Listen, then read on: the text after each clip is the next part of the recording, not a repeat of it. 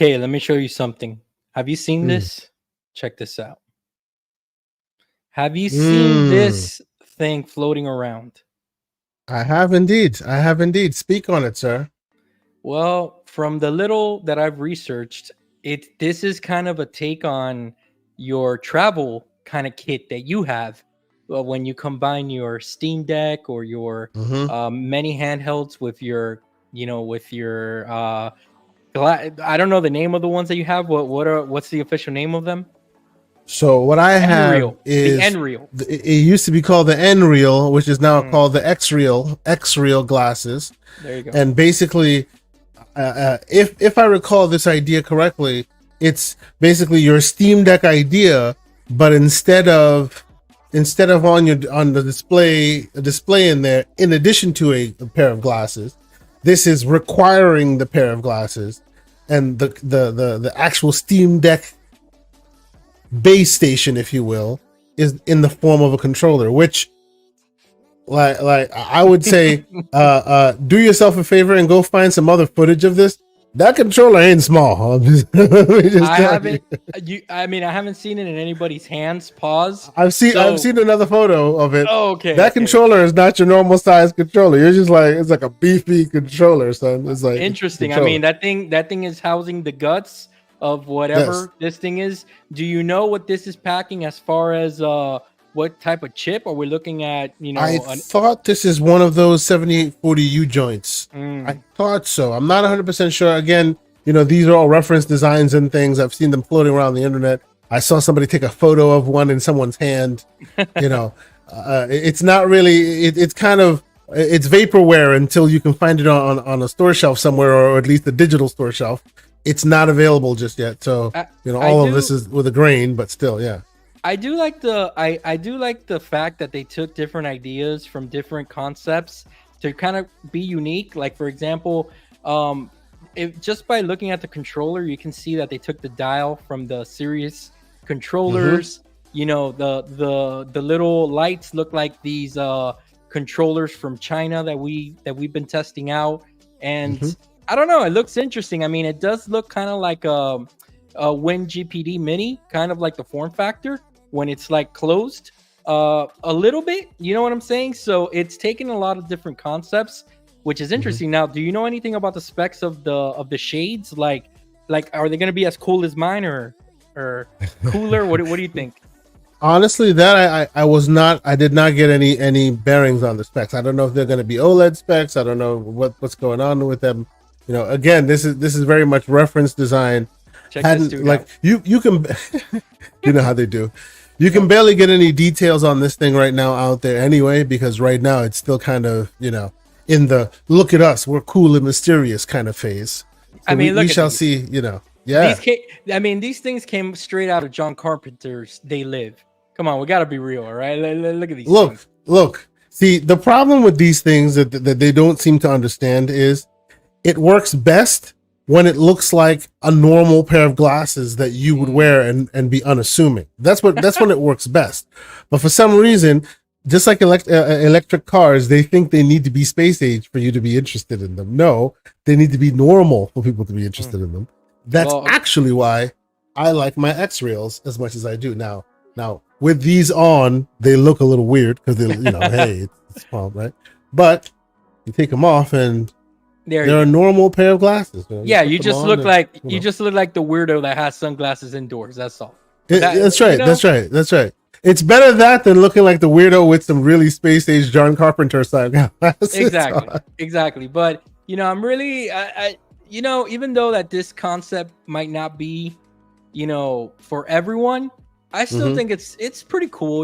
And the fact that it's unique in what they're doing. It's pretty unique. Now, of course. So let me give you a little bit of a little reason why I advocate for this, right? Mhm. Uh, I don't know if you experience it as much as I do. Well, you would have experienced it because you have the ROG Ally, which does not have AFMF, right? It does not have fluid motion frames because they haven't implemented it on the Z1 Extreme chip yet, right? They're working it They out also apparently. That's right. They Mhm. also haven't implemented it on the Legion Go because it has a portrait display, and that messes with some of the algorithm when they're trying to get it done. Now, let me tell you, my A1 Pro also has a portrait display, and because of that, even though AFMF is enabled, right, it's hard to get it working, right? But specifically in my instance, and in many other screen-related instances, this is the solution. Because as soon as I plug this thing in, AFMF works, Nice. right? Because now it disables the screen that's a portrait display, right, and enables this display, which is 1080p OLED. You know, I think it's 200 and something inches in front of my face, like really great. And then you can set big pause on that one, but go ahead. Big pause. Go ahead. I understand. Yeah. And you can set your fluid motion and it'll work. You can set your AFMF and it'll also work. So even when your screen is the debilitating factor, you can use this, and now all of a sudden the system no longer looks at its own screen as a problem and uses this and gives you more options. And this runs at 120 frames per second. So, right. Because I think that, sometimes we kind of forget that we're literally carrying around PCs, Yes. many PCs that are meant to do all this stuff. So again, where this is going, I don't know. Vaporware for now. I guess we'll find out pricing later. Give me a ballpark. What do you think this thing's going to be priced at? Oh, I would not be surprised if you're looking at both of them. You're looking at least $699, if not more. So, at least because while they're gonna save a buck on the screen, they're gonna justify it in saying that so much tech has been packed into this new form factor, and then they're gonna hit you over the head with the price of just the glasses. These glasses, Gen 1s, were $375. Yes, just for the glasses right. alone. Yep, that's true. Right. So imagine the glasses alone combined, and all the tech that goes into it, combined with the housing of the, So I don't know. Our resident, handheld king, Mr. Dark, saying $999. I don't know. And you know what? I would not be surprised, because this is a niche product, geared towards the niche audience, right? Right. And for MJ Dark, the man with the glove, he would no doubt want to purchase one of those things, but it's not ready for prime time, and they know it. Now, actually, on that topic of MJ Dark, you want to read the super chat? Of course, yeah. So MJ Dark hitting us up with a super chat, man. Thank you so much. Like always, you always support the show, man, and you know that we always talk in the background and on Discord. Mr. Dark, $5. Do you have any Yuzu retired cookies for today's farewell? Maybe. You guys had some left from Jim White T. Ryan's farewell. Best on Switch. Laugh out loud. No cookies, man. I mean, Nintendo's taking the cookies, the milk, everything, man. They're taking it all, but it's okay. We'll get into that in a little bit. Dark, thank you so much. And okay, let me welcome everyone to episode 28. Dude, we're almost at 30. Can you believe that? We're almost at 30. Yeah. So absolutely. Welcome everyone to the episode that we're calling End of the Road. Okay, end of the road for Yuzu, end of the road maybe for emulation, end of the road for today. Who knows? All right. What are you talking about? No. See, this is the problem with me letting him decide the titles. It is absolutely not that. What is wrong with you? Go ahead, man. Go ahead. That's ridiculous. Come on. End of the road at least for now for Yuzu. Okay, for now. Okay, but we'll talk about it. We'll get into it. I want to welcome everyone as always. Thank you so much, guys, for always being here, always being part of the show. We really appreciate it.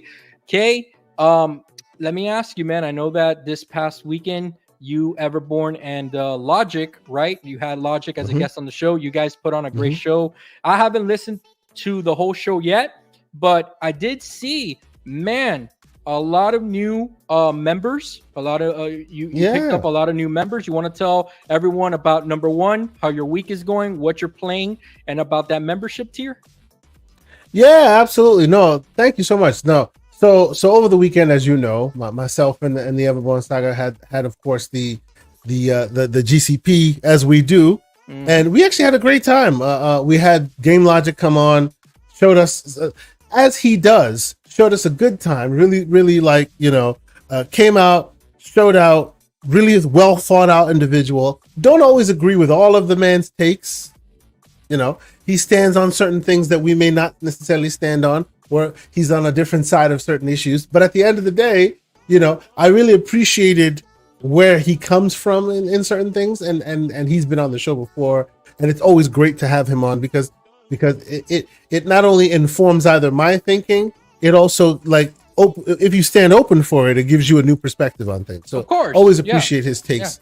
So it was really, really awesome. And yes, as you mentioned, there were so many new members that joined us.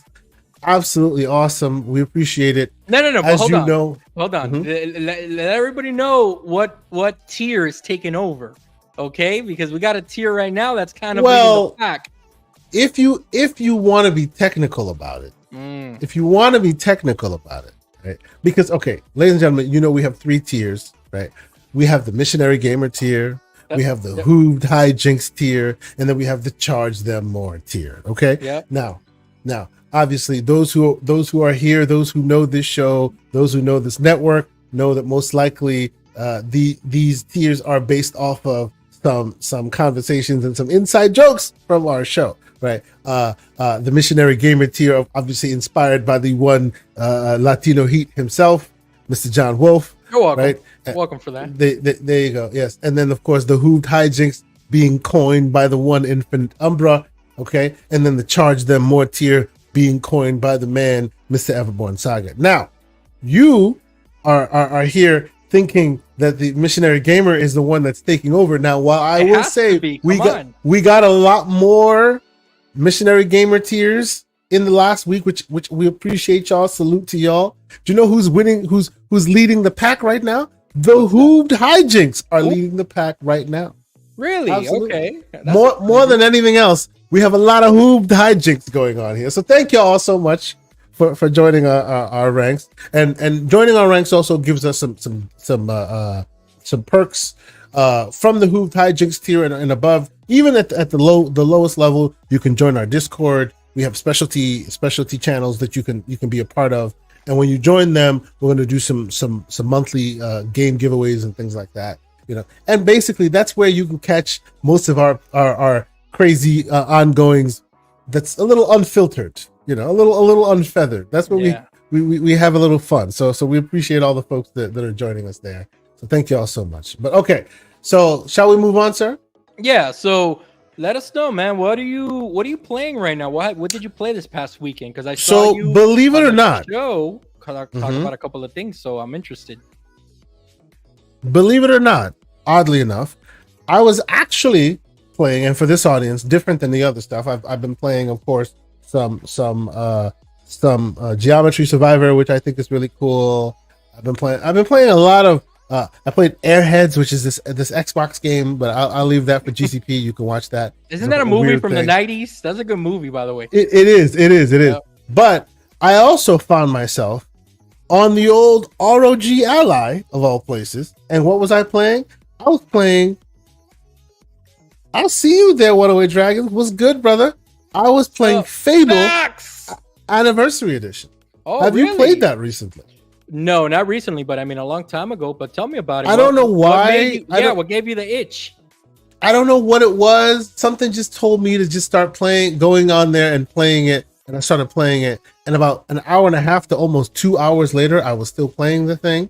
It's actually quite cool. Like, I'm enjoying it. I thought it was pretty fun. And the reason why is because specifically with the ROG Ally, here we go. I'm gonna give it a little slander because I know how much you love it when I give it slander. But like if you use it for the battery life that it's intended for, you're not gonna last long. 20 minutes. You know what I mean? It's just not gonna last long. So what ends up shining on the ROG Ally are games that were not meant to be played on there, or games that are woefully crippled in comparison to its capabilities. You know what I mean? So a game that's just nothing for that hardware. Which so they're called the performance enhancing games for the ROG, exactly. so that they show the ladies a good time, Exactly. So it gives you this false sense that maybe you got it. You know what I mean? So it gives you this false sense that maybe you know what you're doing. Maybe you got that oomph. Maybe it gives you that false sense you're working out at the gym when in fact, let's be honest, Hey, you're just playing against bots. It is hey, what it is. You know? Umbra's onto something here. Okay, we're gonna have to take a look Uh-huh. at this. All right, he's onto something. You know what? And don't worry about it. We will definitely start talking about that. But yeah, so this is what I've been playing. I've actually been playing a bunch of like this, and obviously being that it is as old as it is, when you happen to play it on the ROG Ally or any handheld or any newer system for that matter, you can crank up the resolution, and then all of a sudden you're playing. You're really looking at it with interesting, higher quality standard. It's really interesting. It's been a I'm fun time. I've laughing, enjoyed myself. dude. I'm laughing Hmm. because I remember the first time I ever played Fable on the Hmm. OG Xbox and thinking, Hmm.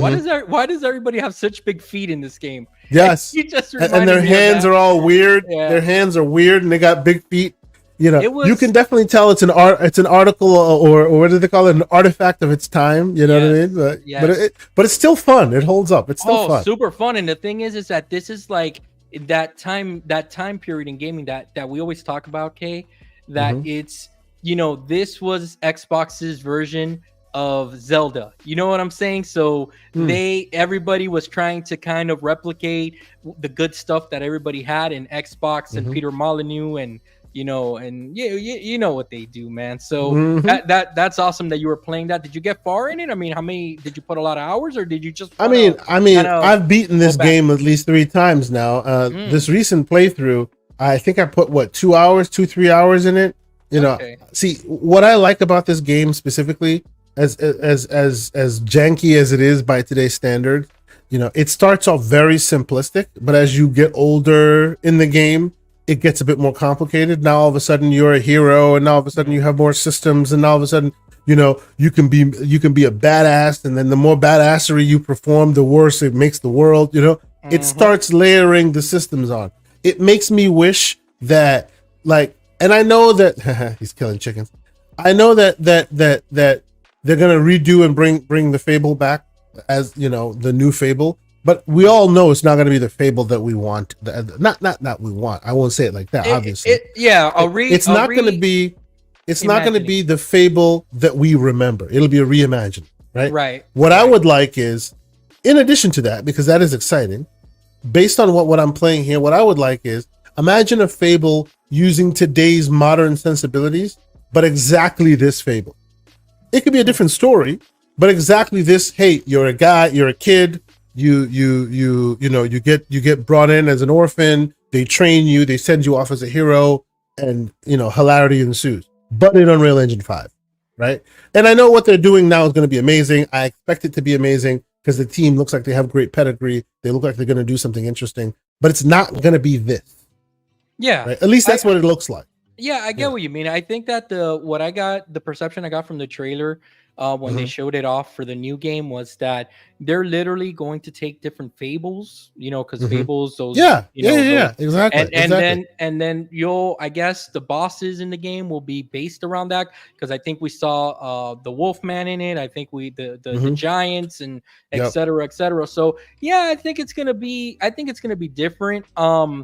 But definitely just like everything, Kay, they did Peter Molyneux and the team, they had three cracks at the Fable franchise. So yeah, I kind of get what you mean. It's gonna definitely be different than this. So, but at least these OG games are still there for us to go back and enhanced Hmm. versions of them, and of course through emulation is an option too, because Xbox ain't petty Spe- like that. So Speaking of emulation, shout out to the folks in the chat, specifically Kirby Zero Louise, who I imagine right now is in the yeah. bunker, just like putting floppies in, going back up, back up, back up, Yeah. All of a sudden, before the devils descend upon him. Comcast and AT&T, their downloads, the ISP saying, "Wait a minute, you're downloading a lot of stuff here today. What's going on?" So, Oh but man! yeah, man. But So what Kay, have you been playing, sir? What have you been playing? yeah, what I've been playing, Kay, has been RoboCop, Oh. and it's been. Let me tell you, man. Like, you know me already. Grew up Hmm. kid of the '80s, '90s, huge into RoboCop, Terminator, and Predator, Alien, stuff like that. And we talked about it a little bit before when the game first came out that you had tried the demo, and Hmm. we talked about it how kind of true to the essence of RoboCop the game felt. Let me tell you, man, I think I'm more than halfway in, and I have to say, I gotta give a shout out to Nacon, dude. They're 2 for 2 when it comes to RoboCop and Terminator, right? Hmm. So that Terminator game that came out, I haven't beaten that game either, but I did get far in it too, and it really enjoyed that game. And Hmm. this game is true to the Shout essence. out to the man. Real quick, shout out to the man, Mm, Infinite Umbra. Good evening, good sir. He says RoboCop is the first Xbox game with FSR3 support, by the way. It also happens to be the first successful, now I say successful because there were some before it, the first successful Unreal Engine 5 game that came out without bugs. Because all the nice. other ones that had come out before it were falling flat on their faces until this one Yes, came out. So there you yes. go. And here's the thing. This is the reason that I really like this game. This is not over the top, anything new to the genre, anything like that.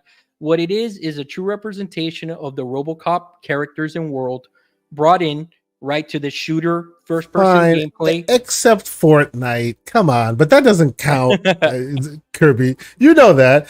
That's basically the reference design made by the Yeah, vendor. That's not the same. exactly. So this game doesn't reimagine the wheel, but with what this game like made me realize in the past few days that I've been playing it is that, in a time where people are worried about AAA budgets and Sony and Totoki and Xbox sharing their games and all this stuff, people like Mhm. with just thinking about this industry moving forward, this game proves that you don't really, if you have a great concept and great characters, you can bring out a solid game for under $70 and it be an 8 to 10 hour experience, and that's perfectly fine too. There's room for that. This is literally the reference design for the future. Yeah. Yes, exactly. All the people out there complaining about the potential, oh my God, the sky is falling, the budgets are ballooning, we don't know what to do, we have to fire a bunch of people. Limit the budgets, Right. right? Let the creativity run wild, but within this limited scope. You know what I'm saying? And let them go crazy. Let them harp on nostalgia. Let them go find their creative juices on projects that they've always wanted to do. You can definitely tell, to your point, you can definitely tell that the people who did this are people who literally love this project so much. You can tell Hmm. that even the characters that they weren't able to get the exact faces of, they got proximities of. Yeah, Like very close. Very they are close. so close.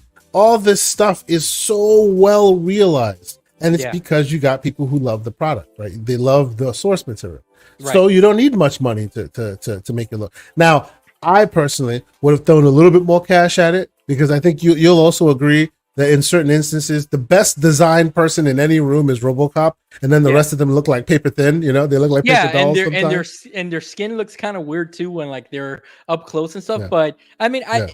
I understand the scope of the game, and I also understand Hmm. the world that it's based in, and I expect it's supposed to feel like a 80s reference movie, stuff like that. So it works Yep. perfect. It's like the dynamic is perfect. Now, of course, I am playing this through the PC, right?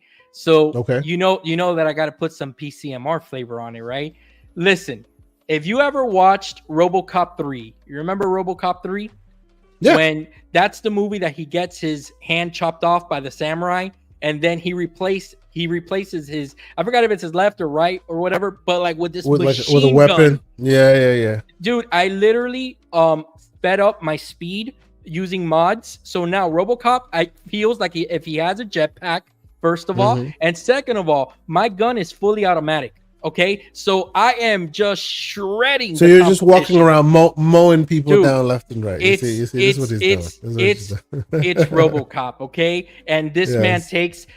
Listen, he has some lines, some one-liners in those movies, and I'm not gonna Hmm. lie, I'm just walking around just repeating them all. Dead or alive, you're coming with me, and I'm like preferably dead, and I just shoot Yes. everybody down. Okay, so with my long-winded answer, my long-winded response to you is to tell you this: the next game I want out of this team is a RoboCop versus Terminator game. We need this from this team. Okay, and you can have kind of like two campaigns that you can play through, and that's through the RoboCop lenses and then through a Terminator lens. And I think that will do so well. Like, you remember that game RoboCop versus Terminator on the SNES? Oh yeah, way that, back when. Yeah, of course. that the box was literally like this cyber, like this, like PC looking, like chip looking thing. It was so cool. Okay, if they bring that back, I would be like a little kid in a toy store. It was a simpler time when games used to just come out and you'd have no choice but to play them for 5 months because there were no other games coming out, and or you couldn't afford to even go look for another one. So they Now to get off my RoboCop soapbox, because again, if I try to talk to anyone else that's human or my wife about this, they'll just be like, what are you talking about? But I know you understand, everybody in the chat. Did you ever watch that RoboCop reboot that came out like in 20 something? What you think? I thought that was pretty good. I've seen every single RoboCop reboot. Every single RoboCop footage you can think of. I've seen it. The TV shows, I've watched it. I'm an unabashed RoboCop fan. I have seen all of the material, including the newer RoboCop, which had the freaking visor instead of the actual helmet. Yes. Which I believe had its moments, but by and large, it was milquetoast. It was a little bit too generic. Yeah. It was. Now, Michael Keaton, that was his comeback. All right, that was his resurgence into kind of like the action foray of stuff. And Samuel L. Jackson was in that movie. That's a really good movie, man. I'm surprised we didn't get a sequel on it. But yeah, like Sam Jackson made that movie. The whole movie was just him being like complete crazy extra right wing nutball. Like, it was just crazy. It was cool. I loved him in that movie. Yes. We ain't gonna go there, Mr. Dark. Okay, so we ain't gonna go there. We ain't gonna touch that. So okay, that's what I've been playing, man. Let's get into our main topic, which is really our only topic today, and that's let me share the screen here. Give me a second. This is what happens when I host. I'm not ready. So take your time.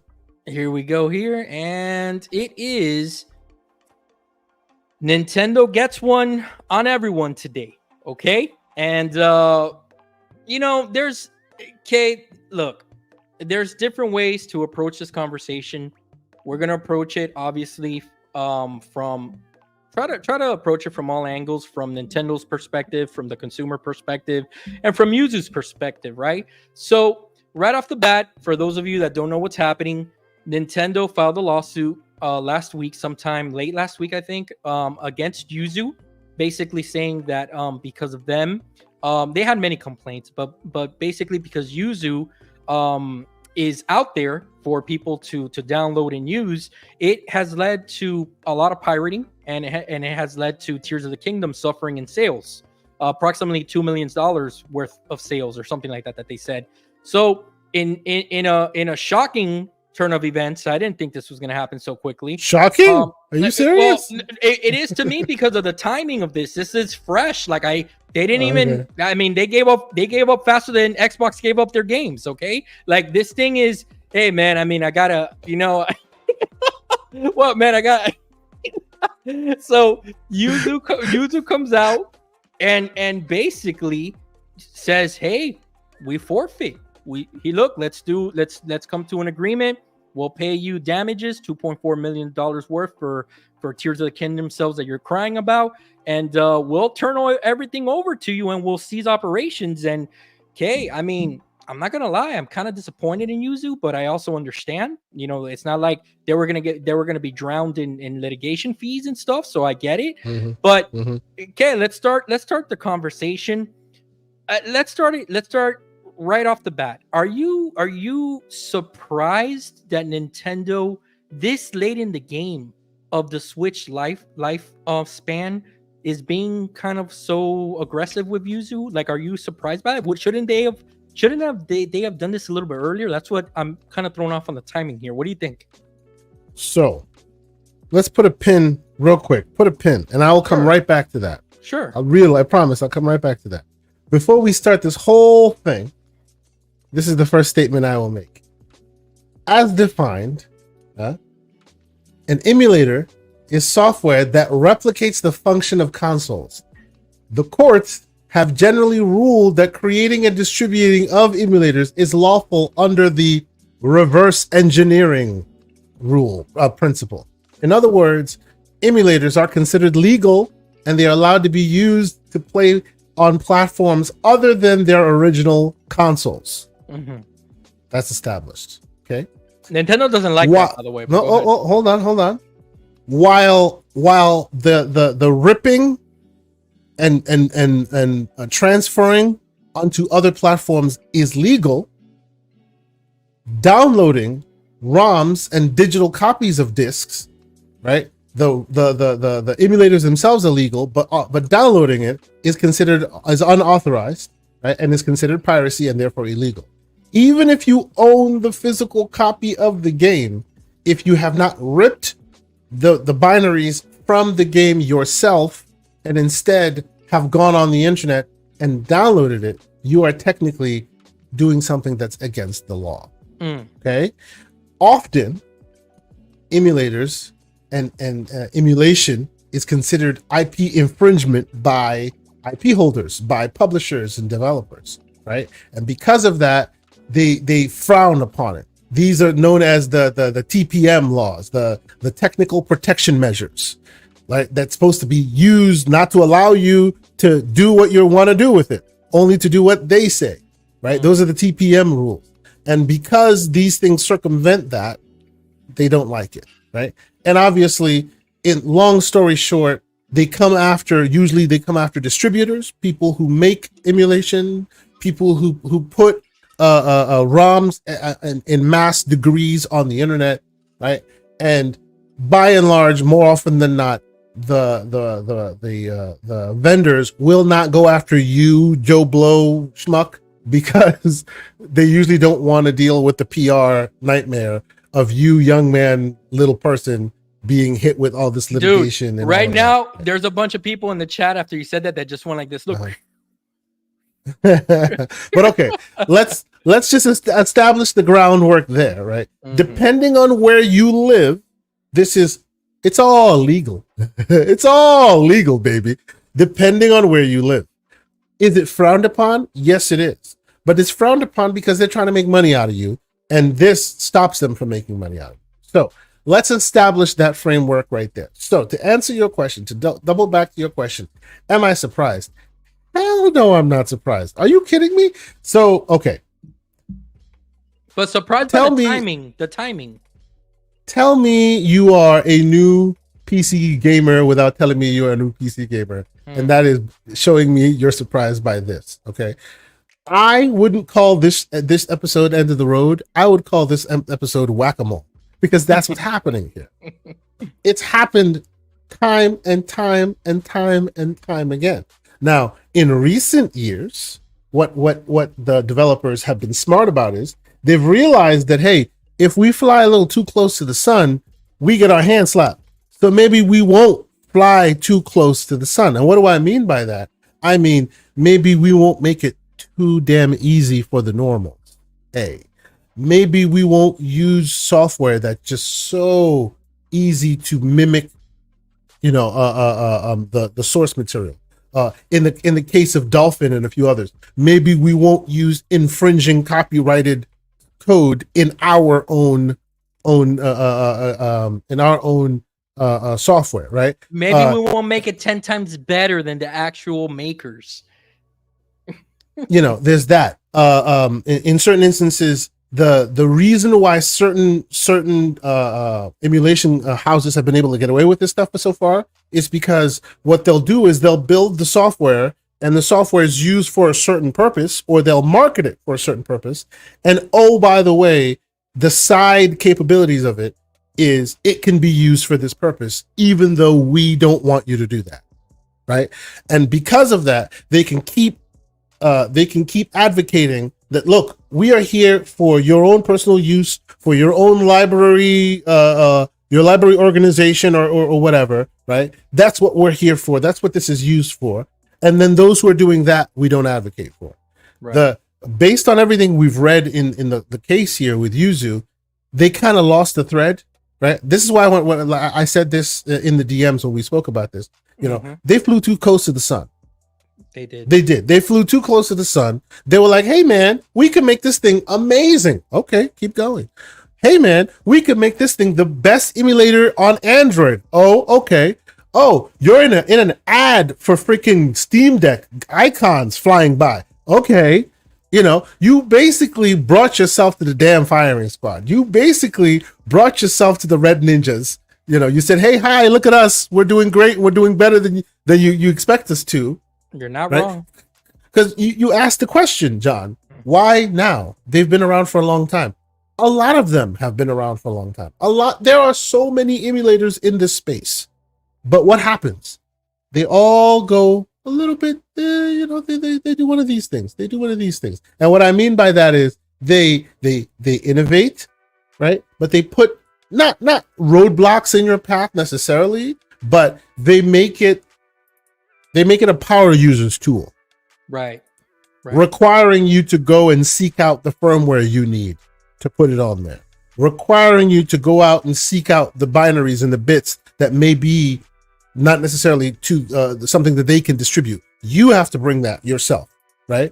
And they don't make it so easy peasy to explain. They don't have these intricate, detailed tutorials. They leave that to the community, right, to deal with, right? Exactly. In the case of Yuzu, it is spelled out in triplicate, baby. It's all right there. You want to do something? This is how you do it, baby. This is how you do it. Oh, and by the way, we're on Android now, and we're amazing on Android, right? And like, even with all that, I think that ultimately what did them in, because I think that they, like you said, by flying a little bit too close to the sun, also what happens to all criminals, and it happens in my industry as well when I'm working, okay?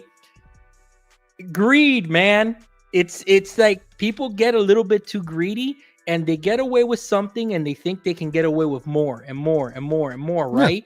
So then you had the Yuzu a team basically charging people to play Tears of the Kingdom pre-release instead of just telling everybody slow your horses. We need Nintendo to bring out the game first, and we can, roll out updates and roll out. But this is the point. They got greed, man, money. Well, it's not just greed necessarily. It's notoriety, which leads to greed. Absolutely, it's notoriety, right? If you because you're doing all this amazing work in the background. Oh my God, this thing can do so much. Everyone should know about it. Really? Because when everybody knows about it, now you're on Front Street. Now all of a sudden the ninjas got you on their speed dial. They got you on the radar. Now, let's be clear. Let's keep it a buck. Okay? If Yuzu had Nintendo money, they wouldn't have lost this fight. Because again, 100%. This is not a situation. This is a fact. And how do I know this? Because this is what Nintendo has done over. That's why I'm like, you surprised? No. This has happened many, many times. The only reason why it hasn't happened in recent years is because these emulation communities have gotten smart and don't go too far too fast, right? Before, they used to go too far too fast, and Nintendo used to be whack-a-moling them left and right. And then tomorrow, some new one would come up, and another one would come up, and another. And then they realize, hey, we got to stay under the radar, man. If we go too far too fast, right, grabbing them, all of a sudden now you're making it easy for anyone and everyone to circumvent Nintendo security. Shout out to the man Tide Talks. I see you in the chat. He says what he needs clarity on is the problem seems to be that with the it isn't emulation as such, but the products that are allowing you to circumvent Nintendo security measures. To be clear, that is a not a misnomer, but that is a canary in the coal mine, if you will. You've always been able to dump Nintendo games. You've always been able to decrypt their hex, right? You've been able to decrypt Nintendo, Microsoft, PlayStations since way back when. Like, you still can do that with almost every single one. Actually, the PS3, PS5's variation was recently circumvented, right? The thing is, decrypting that is meaningless as long as the tool you use to emulate it is not so easy peasy. But not only did they decrypt it, but then they made the software for turning it around and turning it into something that can be used super easy, right? So the lawsuit can't harp on emulation because, like you say, it's not about emulation. And let's be clear, the law says you are allowed to emulate. Right. So they can't say, oh, emulation, because they know that's a losing battle. But they can quickly talk about, right? Because the key here, the it's called the legal gray zone for a reason, right? The key here is you have to convince people that this thing is used for a different purpose other than also being able to be used for emulation.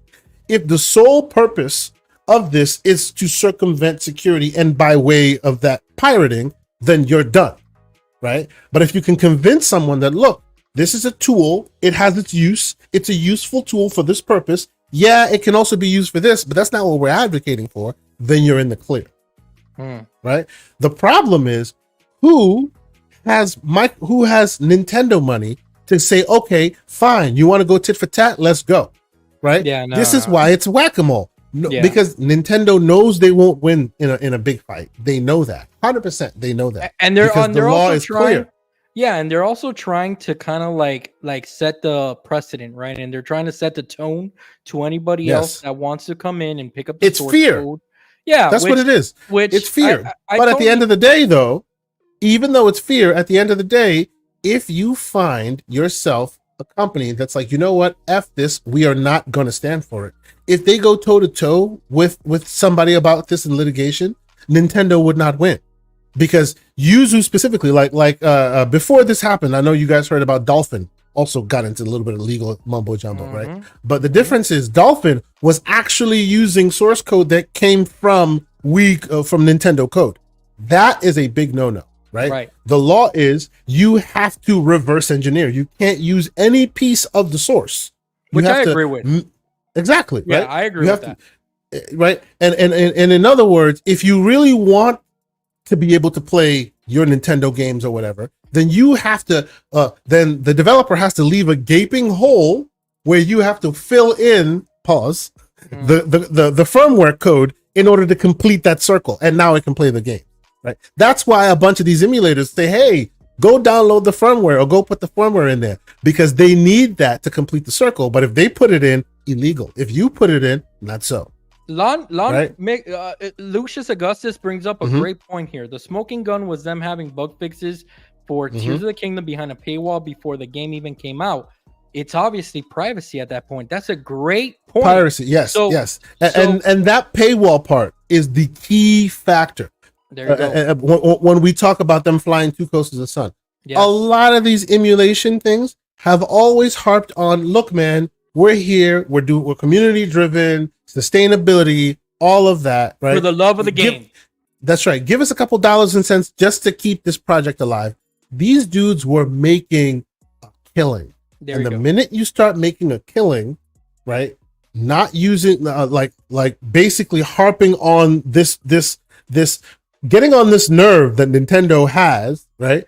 Knowing that, hey, if push comes to shove, you're a house of cards. All I got to do is blow lightly and you'll fall over, right? This is typical. They know damn well that what some philanthropist is not going to jump up in the background and go, nah, man, we're going to help them fight this fight. No. The minute they blow, they fall over. That's what's typical. This is typical narcs in the 80s when these criminals were getting away with crime that they were doing, right? Especially the sea cowboys. I won't say the word, right? And the reason that these guys and girls started getting caught was because they were flaunting their spending.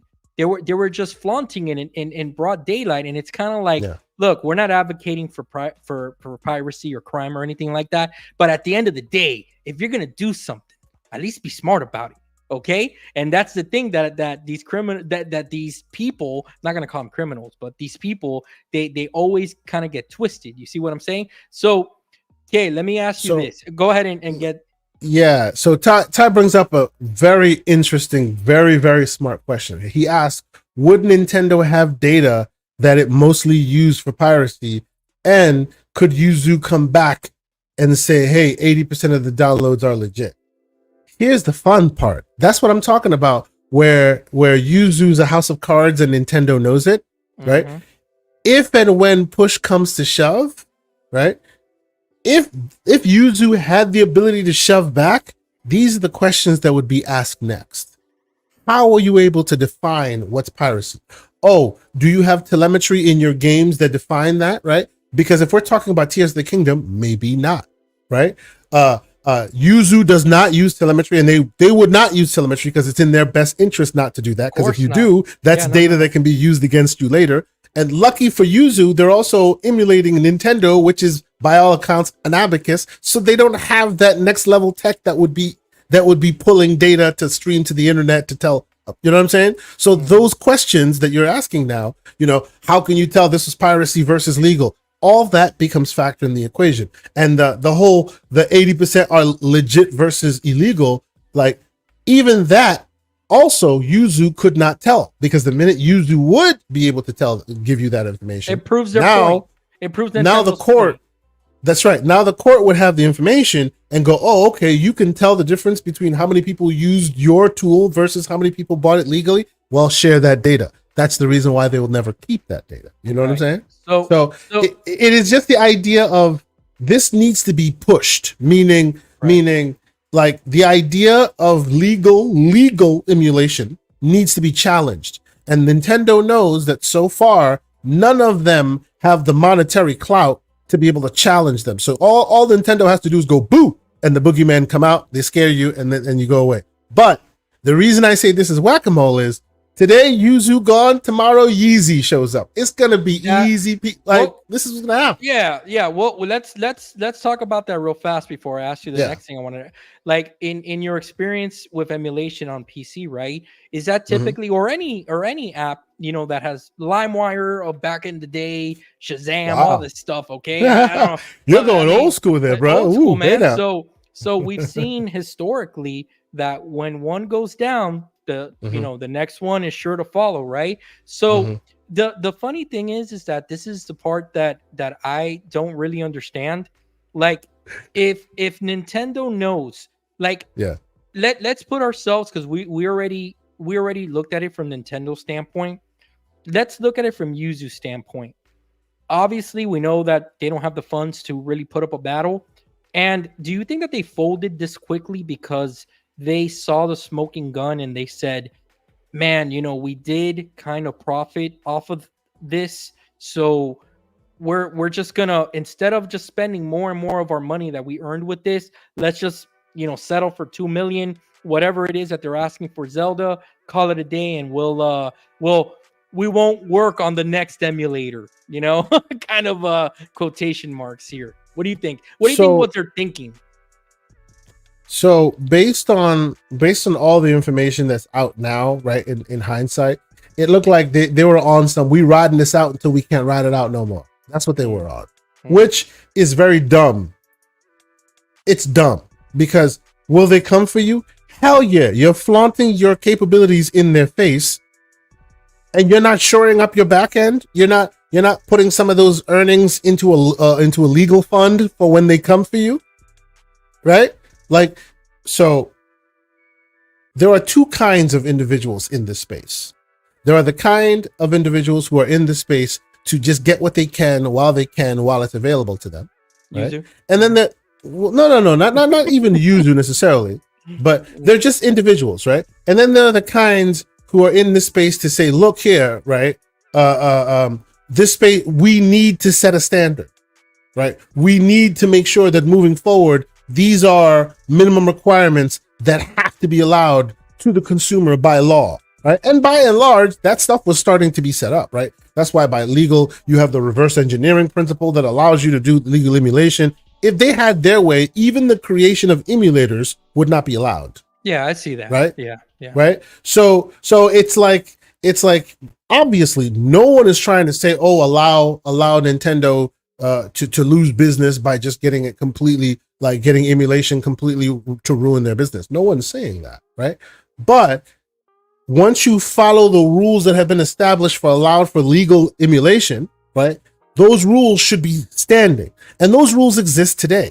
And if you really look at Yuzu and you look closely, yes, they made some mistakes. They flew close to the sun. They had some ambition. They had some greed. They were getting paid. All those things that you can hold against them, and I completely agree with you. Damn shame But too. by and large, they would have been in the right of it if push came to shove. They're not Right. using Nintendo's code. They completely reverse engineered the whole process. They have adhered to all of the pitfalls that got the others in the past. You know what I'm saying? Right. Right. It's just the greed and the, hey, we're gonna start charging people and making sure we're making all this money stuff that kind of like So- did them in. You know what I'm saying? So let me ask you this. So Mhm. with the impending replacement for Yuzu that will be Yeah. coming shortly. Now, shortly, it could be a week, it could be a month, it could be a year. Who knows, right? But now, okay, so now that they kind of did what they did with Yuzu, right? And they were able to get them shut down. Basically, they're gonna get some money for them for lost sales that they're claiming. I read somewhere that So real quick, to answer Jay Gaming, and salute to you for joining us. Thank you for being here. He says that it never charged, it was free. Yes, it is free, but they had certain elements hidden behind a paywall. Patreon. And whether the Patreon paywall, whether it was, hey, you're paying me for my work or not, I get that, which, if they're working hard, they should be paid. But in the realm where the copyrighted material or the material in question then is used to copyright Nintendo, they can use that to say, look, this has nothing to do with things like what do you call it, game preservation and all that. There you go. Here's our evidence that you guys were using it to enrich yourselves. Yeah. That part became became their undoing, if you will. If it was like open source project and also like non-for-profit organization, any extra monies we make, we send to some project to keep games alive or something, and you could prove it, all that works in your favor. But the fact that you're making monies, whether it be altruistic or not, that's you're what making. Did, and the thing is that I can understand Nintendo also, right? I can understand Nintendo's standpoint that they're like, hey, you guys are getting getting paid here for our work. I know that you guys are are trying to reverse engineer this, but let's call it for what it is. So let me ask you this before you get to ties. Do you think, and I'll put ties real fast. Do you think that the Yuzu team can now dedicate resources to port some of those PS5 games we're missing, as Mr. Dark says, or maybe they can help out Phil and the team to bring on some more Xbox games? You guys got to stop the. You got to stop the ridiculousness, man. We're having a serious discussion. We're having a serious. We are having a PCMR discussion, and y'all got to bring the troglodyte situation. Hey, listen, man. If the Yuzu team, they're talented, they're not doing anything. Phil, call them up, man. What do you? Don't waste the talent. So let's go back to Ty. So yeah, go to Ty. Okay, so it's like mods as well, right? If you make a mod for a game, it's generally okay. If you start charging for that mod, there you go, Ty. Anytime that there's monetary gain, that's when the company's going to say, no. Hold on. We want to make that money. So when you start becoming a valid alternative to the source vendor, using like undermine, literally being able to undermine their capabilities, then they got their eyes on you. And Yuzu's been able to do that for years now. But the difference is, for a while now, they've been incognito, as I like to say, right? But the minute you start going, hey, look at me, yeah, you asking for it. By the way, come on, man. By the way, you're asking for it, and you have not shored up your financial defenses. So what do you expect? Duh, you're gone. That's how it goes. You know what I mean? It's true, man. So here's the question, though. And I saw, who did I see? I saw, Jay Gaming. I saw Jay Gaming bring it up, and I want to pivot to that conversation. That was my next question. So let me set it up for you. Okay, let me set let me set the table up with the fixings and everything for you. So Nintendo went after Yuzu. They shut him down in a week. Is Ryu Jinx next? Do they have dirt on Ryu Jinx? Well, see, okay, so the difference is this, right? Ryu Jinx, and I haven't dug deeper into this, so please take what I'm saying at a top level. Don't quote me on it. It seems that they're working off of the same kind of code base. I'm not sure if at the top it's a fork of each other or not, but they seem to be working off, and their process for emulation and letting you emulate is very, very similar. So it makes me think that they're kind of working off of the same sheet of music. I'll have to dig into it to really find out.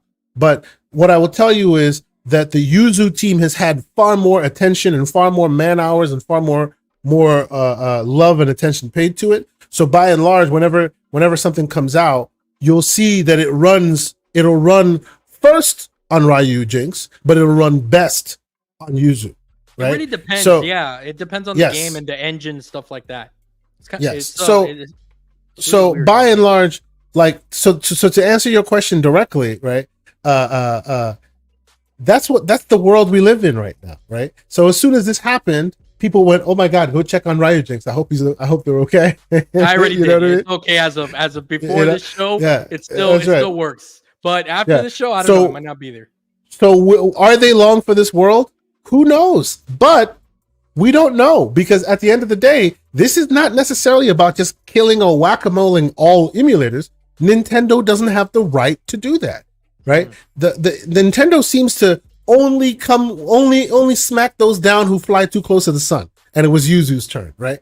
Ryu Jinx, how many people know about Ryu Jinx?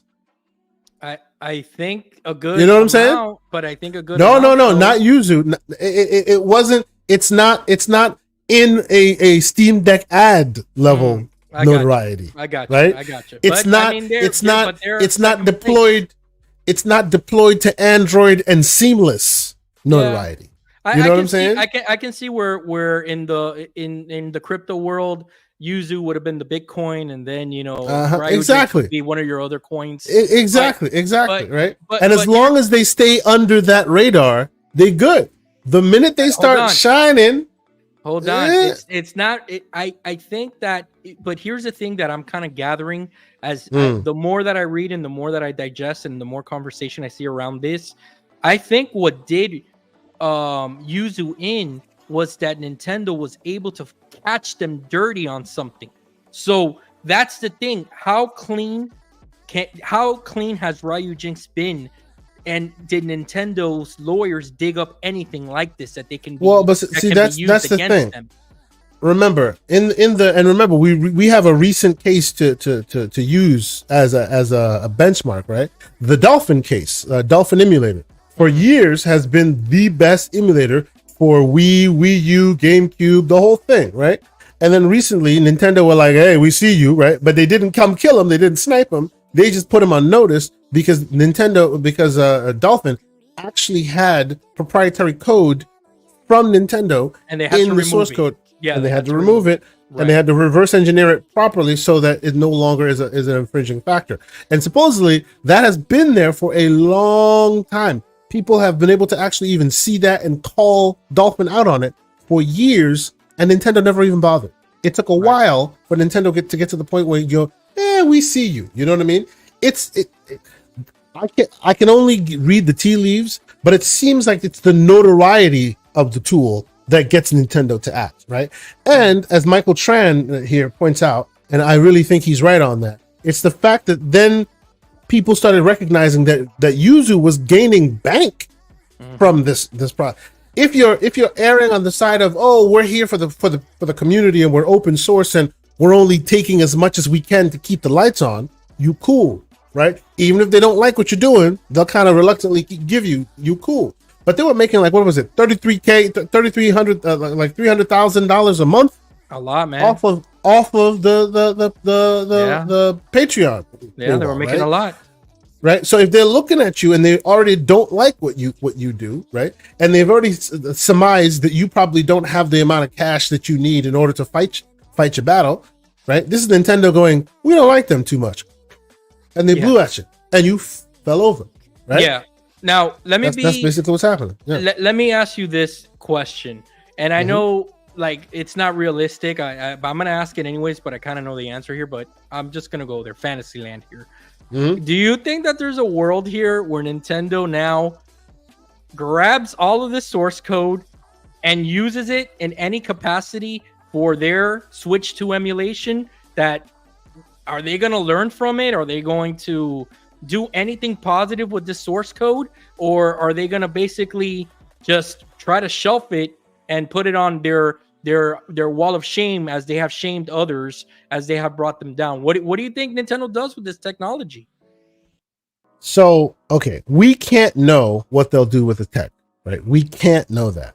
But I will say, and this is where you start aging me and start recognizing where I'm coming from, okay? I will say, right, there was a time, hypothetically, theoretically, where, there was a certain console that was released to the public that basically was Windows 2000 under the covers, and some of us thought it advantageous to make use of that Windows 2000 under the covers, and in so doing, creating the enduring legacy that is now Cody. And in that scenario, I was in those excellent Kai streets. I know what you're talking about. in that scenario, right, there was a lot of back and forth until eventually they could strip out all of the code from it, right? And eventually it became what it is now.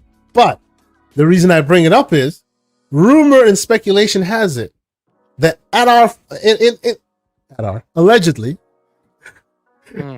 at a point when we were at the highest height, when the device was at its apex of modification glory, it was put in front of one Bill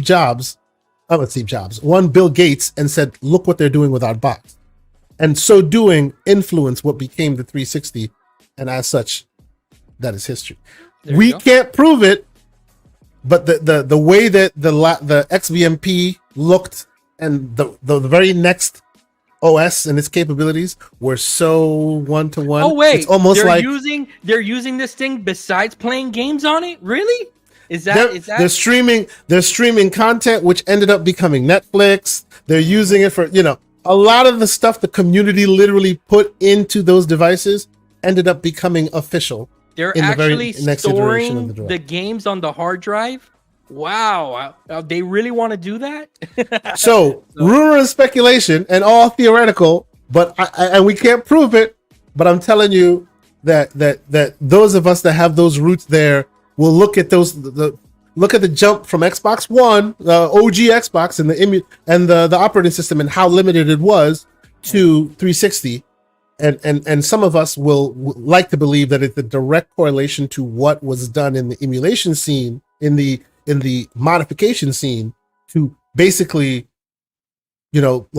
use that hardware for all that it was capable of, and as such, training the vendor, hey, we could do more with this. So to answer your question more directly, I don't expect you will see Yuzu.org get repurposed, right? I was making a cheap joke. They're gonna make a game called Yuzu. Nintendo is, where you're a kid hanging out in your living room playing on a computer like this, and then all of a sudden the red ninjas will descend upon you. Well, Barnes and Nobles already, and they'll distribute it on Yuzu.org. All right. Well, Barnes and Nobles is already using Yuzu for some service that they have, or whatever the case may be. But I just think I do suspect that you will see some ramifications from this, right? They'll get access to a lot of the data, right? They will. I'm not saying you should expect to see this direct correlation to code, but they will potentially use this for their own benefit and their betterment. And by the way, I hope quietly, when all the dust settles and everybody kind of forgets what Yuzu's name is, they hire the people that made the damn emulator so you can work on the freaking proper device, because they clearly need the help. They're not going to do it, but let me ask you, they're not gonna do that because they know that if they release Super Mario Galaxy for the Switch 2 for $60, pay pigs will buy it, like myself, right? Like, we'll buy it. We're all pay pigs, all right? We're all frauds and we're all pay pigs. All gamers are frauds. Okay, so this is what I want to know. Let me ask you this from this perspective. Do you think, because I'm also seeing chatter out there, and we've kind of touched upon it on our DM here, do you think that by any chance Nintendo is laying the foundation here with an aggressive push to shut this down, and maybe Ryujinx in the future, hopefully not, but do you think that they're making an aggressive push because one of the selling points of the Switch 2 will be backwards emulation, backwards compatibility, I'm sorry, and then they want to incentivize people to maybe want to buy the device? I mean, those that know that this is an avenue and haven't taken the plunge yet. Because where I'm going with this is that I personally feel, and I spoke to you about this the other day, from the big three, from Nintendo, Xbox, and PlayStation. In my opinion, Nintendo's catalog of games is the only one strong enough, in my opinion, for them to be able to put a launcher on PC and charge you per game or per subscription. And I feel like if their IP is so strong at like a Disney level, that they would actually be successful at doing that. Which is why people, I guess, get kind of up in arms at Nintendo when they do. I'm not gonna call it petty because it's not petty. They're protecting their business. I get it. It's not. That's not the right word for it. But when they come after, Dolphin, and they come after Yuzu like they did here, it kind of like people kind of fight back and say, but, and I know at the end of the day it's an excuse, but I think it's kind of a valid one. We want to give you $60 or $70 for a game that is up to par on PC, but you yourself, company, don't want to do it. So we have figured out a way to circumvent you and figure it out how to do it ourselves, right? That's kind of like the pushback I'm seeing. So I understand like the conversation from A to Z, but like Nintendo, I personally feel they're missing like a great opportunity here to make money for their business, and they will kind of make it kind of dumb if they're offering something good for me to tell you, hey, Kay, I spent all afternoon trying to get ROMs and all weekend and doing something illegal and doing something that's not good instead of just paying Nintendo $19.99 for the month. I mean, this is a no-brainer. See, but you have to understand, like, business does not think like humans do. They need to come to their own conclusions in their own time. And while they're coming to their own conclusions in that time, they will turn their ire and their full business sense upon you and make sure to stop you from pushing the envelope for them before they are ready to do so, right? So they are very much in their right to do what they are doing, right? The only thing that is unfortunate is, like, I don't aspire, and shout out to Loke7. He said this on Boomstick show a couple days ago. Shout out to Loke, man. What a great he's a great community member, very well thought out. Yep. He said this on Boom show a couple days ago, and I thought it was very, very apt. The minute a person becomes an entity or a business, you can never aspire any knowledge or any truth to them, because they're incapable of truth. It's business. Yeah. Right. And because of that, and it makes absolute sense. And because of that, you cannot expect that they will use any morality. You expect that the rules of the road govern everyone equally, right? Like, it's already been decided that emulators exist and they're allowed to exist. That's it, right? There are very finite and stringent rules that govern allowing them to exist and allowing them to be useful, right?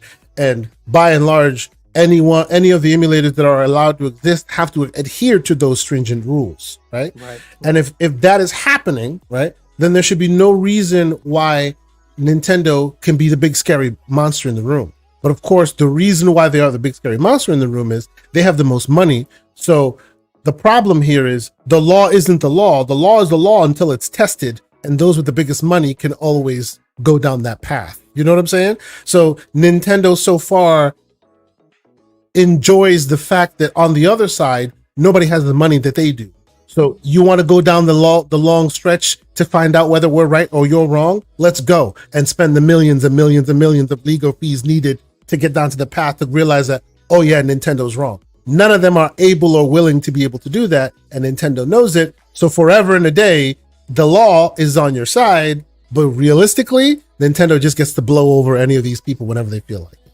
You know what I'm saying? That's the unfortunate thing. Yeah, it is very unfortunate. And the thing is that I think that there would be people, because like I look at Steam as a service, right? That they've become kind of the de facto. They are PC gaming. Steam. Yeah.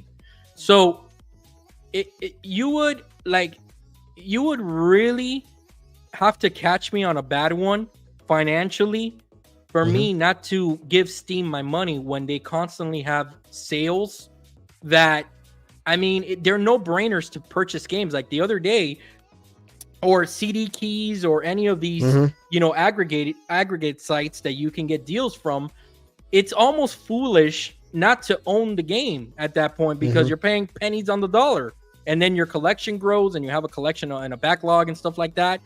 I just feel like Nintendo has to kind of,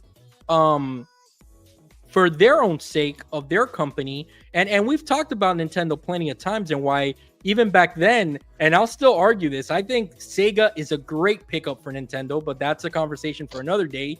I think that Nintendo, even though that they're good right now, the future of where this industry is heading towards, they are really far behind, because I understand that the strength of the IP is on their side. I understand that their consumer base that they target for the most part is on their side, and no one really kind of infringes on that. So they're Mm-hmm. safe for now. But I Mm-hmm. just feel like if they were to provide like a Disney Plus service, right? Like, it's a no-brainer that even if you it will incentivize people not to want to have NES ROMs, for example, stuff like that. But they just need to make it So not basically, so weird what about you're it. what you're basically saying is, long story short, if they follow the path of what do you call it, Apple, in democratizing MP3s and making it easy as iTunes, less people will want to There you pirate go. MP3s. You That's gotta what solved the incentivize. problem. You gotta incentivize the users Yeah, not to do the bad stuff, right? Because that's right. it's, hey, we've made it so good that you would be dumb to do so. Like Yeah. it would be dumb to do that. So I So would hope that they kind of work on that a little bit as the future, progresses, and we move into like new generations. I completely agree with you. This is the problem that, and historically, Nintendo has had this issue, and I honestly think Nintendo will continue to have this problem until they figure it out.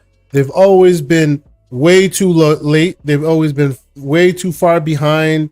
They just don't know how to take a hint.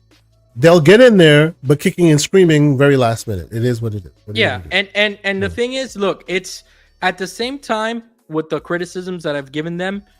Hey, shout out to the last of the Mohicans. They won the console war. Okay, but shout out to Nintendo. So when oh, go ahead, Kay. Oh no, please finish. Oh, I was just gonna say shout out to Nintendo for being around and really having the longevity that they've had, and for the most part, besides a couple of fumbles with some releases, they have had success. So I don't want to automatically say that their way is the wrong way, because historically they've proven that they know what they're doing. But I just feel like, if, like I said, just in the landscape of gaming, of where we're at, even as users, I feel like their reach isn't where it should be for them. That's all. That I'll just end it there. But you know what? We will move on, because that is troglodyte talk. That is missionary gamer talk. Agreed. And before we get out of here, I have one more topic I want to bring up for your consideration. What you got? What you got? And I think that'll be interesting for our PCMR audience, and it's actually rather interesting specifically for our PCMR audience. My question is, do you know DirectSR? No, I haven't heard of this. What's up with DirectSR? What's this? Okay. So remember, we've had this conversation on this channel and in this show on occasion or two, that Microsoft seems to be bridging the gap with with console and PC gaming, right? And it looks like they're doing interesting things in the background. This is one of the very interesting things that most people may have missed. This is, the best way I can describe it is, it's an HOV lane for upscalers. Right now, the quick and dirty of this, and I'll ask you what you think about it, is right now, right? You want to do DLSS, you have to make sure you have an NVIDIA card, right? You want to do XCSS, maybe XCSS is available, maybe it's not. You want to do, and XCSS always works best on ARC cards, on Intel cards. You want to do AMD, They have their flavor, and in each instance, right, the developer is expected to implement it, and by how they implement it, it is available and capable on the machine, right? We have advocated that in the world where Microsoft has the best handheld, right, they use a reference design, and they not open source, but much like how third-party front ends tap into, say, the 7 series chips of AMD, and now they can control all TDPs for every 7 series chip, right? We advocated that Microsoft should aggregate and work with all of these vendors to make it single and turnkey for you, the consumer. And in this instance, with upscalers, that's exactly what they're doing. So I saw you in the chat, folks saying, "Is this another proprietary upscaler?" No, in fact, it's obscuring all of the upscalers into one. So basically, the upshot of this is, once implemented, instead of you going into the background and going, "Oh, I want DLSS. Oh, I want this. Oh, I want that." No, you just choose DirectSR, and it will handle all the best features in the background for you, because Microsoft is working with NVIDIA and working with AMD and working with, so instead of letting each of those features shine and each of those features has their own bells and whistles and this and that, they want, if you're in Windows, the ultimate goal will be, if you're in Windows and you want the best of the best of the best as far as upscalers and whatnot, you just put it on DirectSR, and it will handle, based on the hardware that it knows that you have, it'll handle the upscaling in the background for you. You know what based this sounds on the like others' to me? technology. Well, you know what this sounds like to me?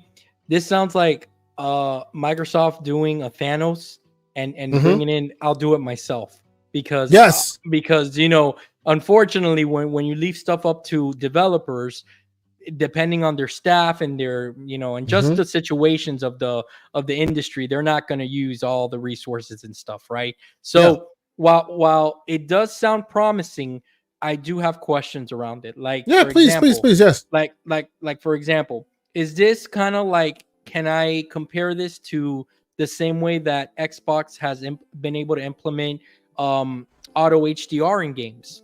Where you just turn it on with a feature, and Microsoft's kind of gaming hub kind of does what it does. You know what I'm saying? Like, the features that they baked in, it does what it does. So I can kind of see this being kind of like the same thing, but like, how would it know? And there's so many games now that release without all the upscalers that there's just questions from a technical aspect that I just don't understand. Like, why would they pick DLSS over FSR, for example?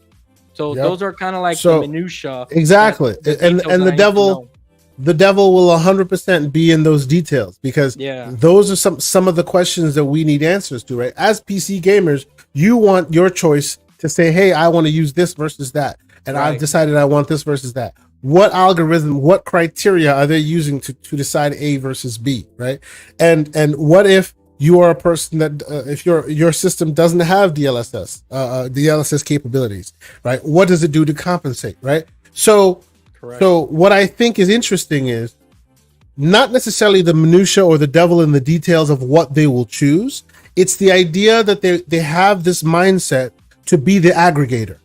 I've needed them to be the aggregator for a long time, because when you leave it up to the various different business units, that's when you get the, install this app, install that app, install this functionality. Well, now we have fluid motion frames, but it only works for a subset of devices versus the other devices. Right. But when it's all being funneled by the operating system, now it can fundamentally work at a base level across the board, right? The devil will obviously be in the details, right? It'll be how do they implement it? But the fact that they're not leaving it to developer implementation and instead they're basically carving a lane made for this, means that it's easier to implement for developers, because they don't have to just pave their own road. It's already paved for them, right? Much like how you see on Xbox's side, how you see game saves just kind of instinctively be there all the time. That's what they are looking to institute here. That's right? nice. Something that's just there, the developers can just make use of, and then it turns it into a turnkey feature because they've already laid the groundwork for everyone else to just tap into. Yeah, I mean, it sounds promising, and like I'm sure that Microsoft, especially with how much they're invested in gaming now and the future of the Xbox brand and devices and PC devices that Microsoft will be kind of championing, I can understand why they want to do this, and it makes a lot of sense. It's just that, again, like my kind of like my hesitation on getting excited about it is that I just wonder like what type of implementation like this will have with like like what incentive does Nvidia have like to say like, or do they have any, or does Microsoft say no, you don't have to do anything, we're going to do all the work for you? That's exactly it. They do have incentive, and I see you in there, Lucius Augustus. Welcome. He says he says that he doesn't believe that Nvidia has any incentive to do this. There you go. Right? That's what I'm thinking. And they have been, Microsoft has directly called out Nvidia, AMD, and you can see it in the DirectX, the blog post right here.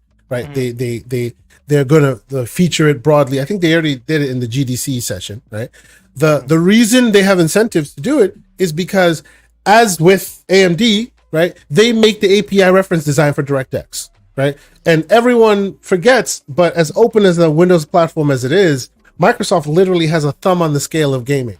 Right, as in DirectX, which is the fundamental backbone of game development. Right, and of course, this is Microsoft. They want to move us in a certain direction, or they want to move the ball in a certain direction. So they make it, they give incentive to move it into a certain direction. Specifically with NVIDIA, there is one reason alone that I can tell you they have incentive to do it. There's NVIDIA right now can thank Microsoft wholeheartedly for the reason that they are now in the $1 trillion club. Right? A lot of their AI advancements and a lot of their AI partnerships are because of AMD, of NVIDIA working with Microsoft in this AI realm, right? You don't piss off your number one money-making partner, right? So if they need a hand, you give them a hand. Even if you don't want to give them a hand, they're literally turning you into a $1 trillion company. That is what NVIDIA is now because of these AI advancements. I don't think they go, nah, homie, we're not going to help you. You don't bite the hand that feeds. Right. And Nvidia is wise. Another. I mean, exactly. I get that from a business perspective. In this new world, where kumbaya world that we live in, PlayStation is going to follow next, and they're going to make them a $1 trillion company. See, and definitively that these conversations are happening because, as the law pertains, if they hadn't had these conversations, they would not be allowed to list them by name in their blog posts. They would say other popular upscalers. They wouldn't call out NVIDIA DLSS and AMD FSR and XeSS by name. They have had those deals are already in place, and as such, they can use their names. We gotta make a shirt with this, Yuzuing it. Like that's literally what I'm gonna be doing right after the show. I'm gonna be Yuzuing it, okay? Because technically, he didn't say Yuzuing it. He says he's using it. Oh, that's what that meant. Okay, my bad. Listen, get your builds. That's all I'm gonna say. Fine, get your builds before they all go away. So do like Kirby Zero Louise. Go in the bunker and start stuffing them the backups. Stuff the backups because you need them. Okay, let me. You're gonna need them backups. Let me ask you something. How easy is it gonna be for the Yuzu team to crack that 60 FPS mod on the PS5 version of Starfield?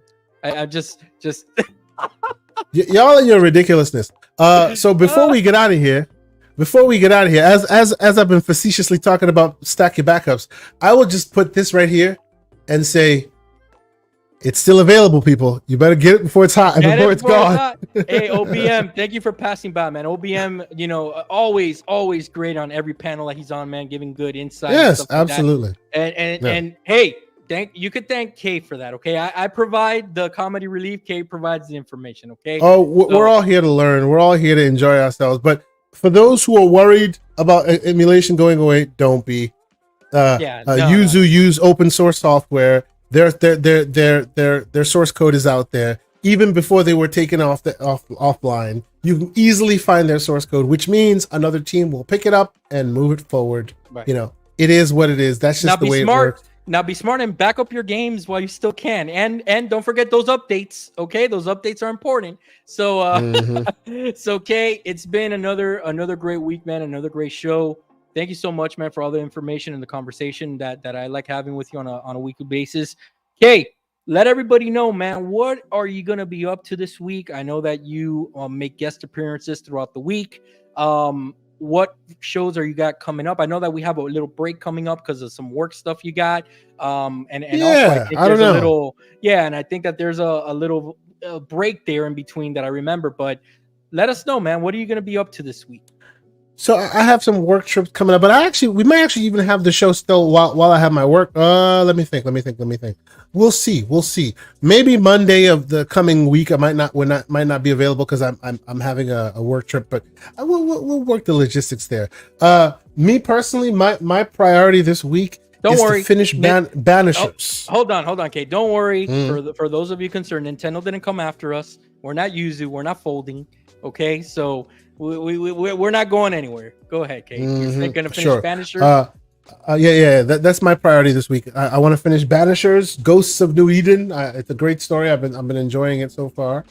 So I definitely want to put priority on that and finish it. And I'm also playing Assassin's Creed Origins, Odyssey, I should say, because you finished it, and I need to not be too far behind. So I'm doing that as well. So Did you? yeah. And as far as we mod it up. We mod it up. So my original version of the game that I played on Xbox, I fell into that trap, and I actually bought the 10 XP way back in the day. So even when I replay it, I have that the extra XP, so I just replay it on Xbox. But I don't know, if I switch to PC, I may decide to go that route, but I haven't done that yet. Yeah, WeMod is your best friend for that game. So Kate, you were saying what other shows are going to be appearing in this week, brother? Oh no. Most likely you'll still be able to catch me this week. Most likely on Primetime Gaming, and then of course this weekend, myself and Everborn Saga will be back doing GCP, getting all slanderous and whatnot. But yeah, that's it for me. How about you, sir? Where can people keep up with you this week? Like always, the X streets, man. Wrestling has been great lately, guys. Okay, we are in such a great, and I know you're not an avid professional wrestling watcher. Man, let me tell you something. The wrestling, both WWE and AEW, they've been cooking. They're cooking, man, right now. So it's good to be a wrestling fan. Lots of good stuff there. You'll catch me on X talking about wrestling pretty much nonstop these days. And then, of course, John Wolf, X, PlayStation, Steam, all those good places, Xbox, of course. And guys, it's been a great show. Thank you so much for everybody that turned out. Thank you for all the super chats. Thank you for everybody that joined our Discord. We'll put it in there one more time before we go. And until next time, Discord. Guys, peace, and download Yuzu. Get those game updates because they're coming. Nintendo's coming for everything. So the Red Ninjas, they coming for you. Watch they're coming. Peace, guys.